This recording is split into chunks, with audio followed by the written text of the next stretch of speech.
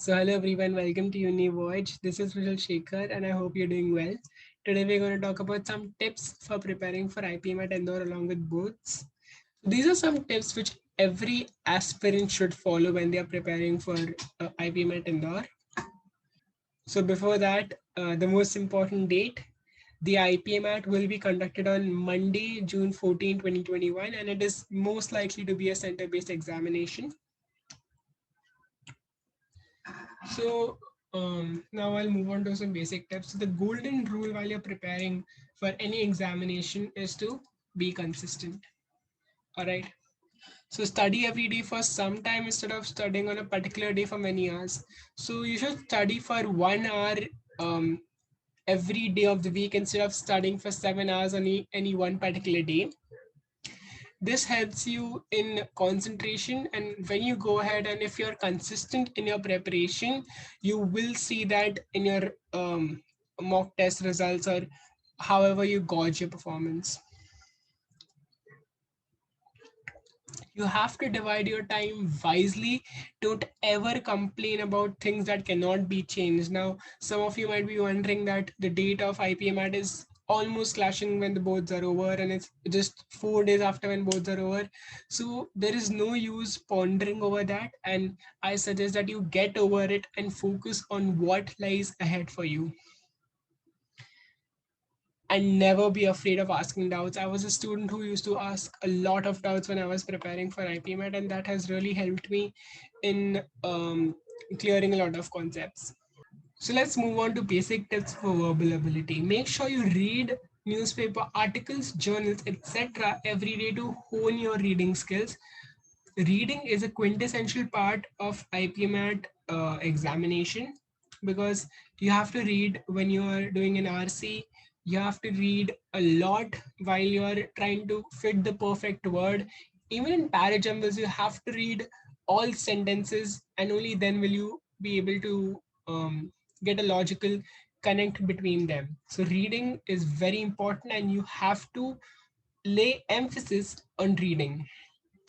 So if need be, try making a notebook for English and write down a fixed number of words and phrases every day and revise them regularly. This is something which has helped me personally. And I feel that if your vocabulary is not strong, then you should definitely go in for this. Or even if your memory is strong, then you can memorize 2 to 3 words every day. It's your choice, but you should make sure that you come across some new words every day. Okay, moving on to the next point. Try reading 2 to 3 reading comprehensions every day.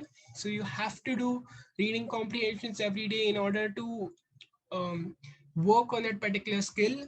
Trust me, reading comprehensions are not as easy as they sound.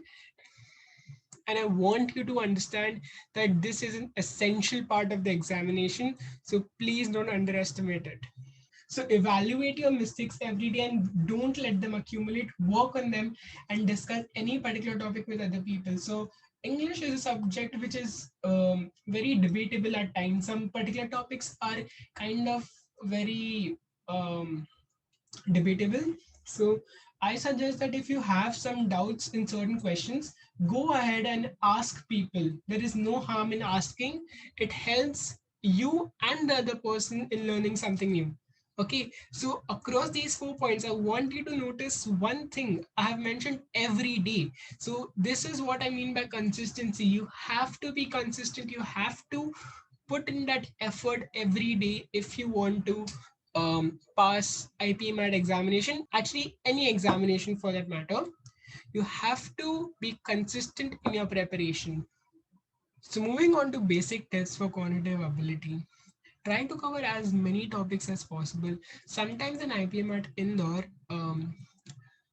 tough questions come from easy topics and easy questions come from tough topics. So if you cover as many topics as possible, you will be able to answer a lot more questions than an average student, right?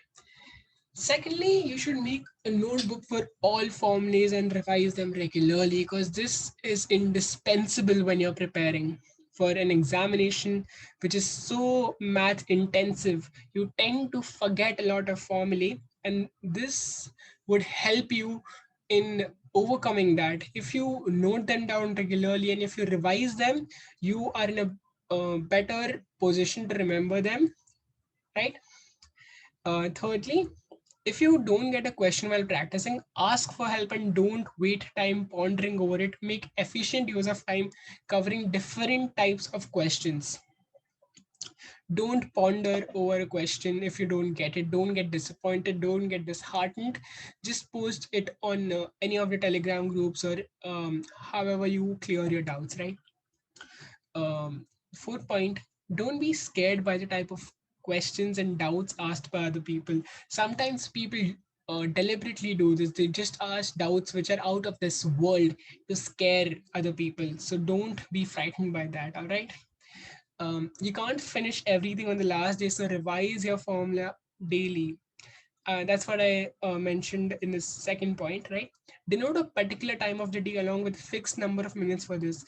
So, like, just fix a particular time. Like, I would study and revise formally from 8 to 8:30 in the morning every day, right?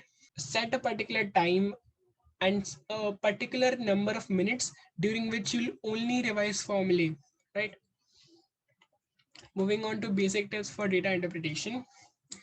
For data interpretation, practicing calculations every day is essential. This is a part of the examination where you can get an upper hand over other aspirants.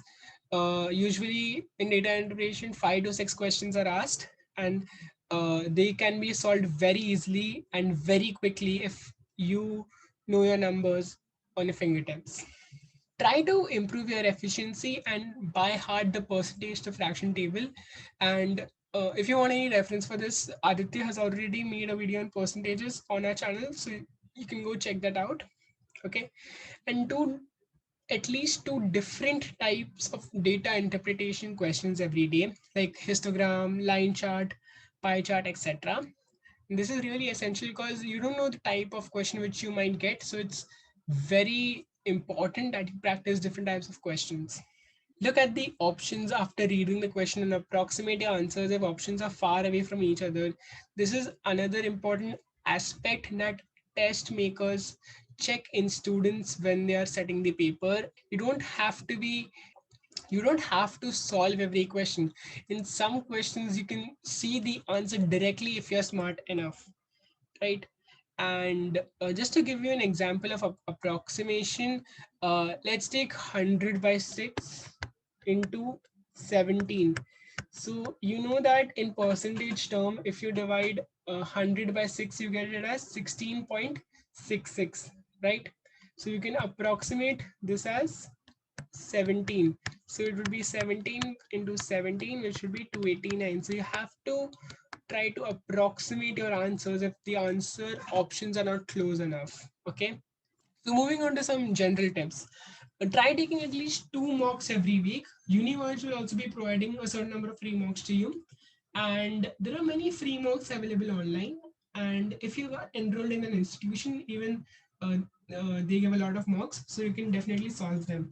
And spend at least 2 to 3 hours on each mock you give and try analyzing your weak spots.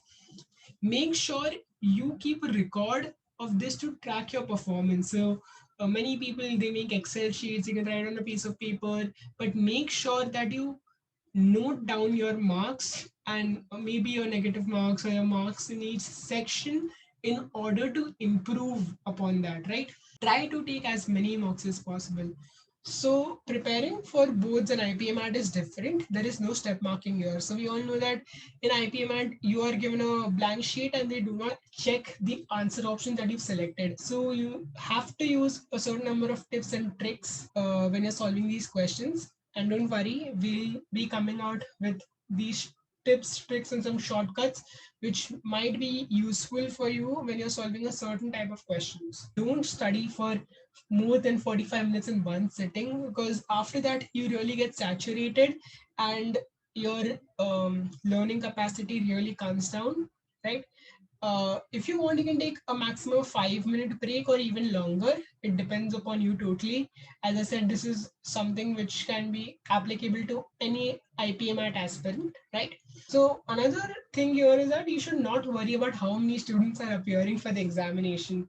Like so many people come to me and say that 30,000 people are given this examination. So how do you pass? It's not about the 30,000 people.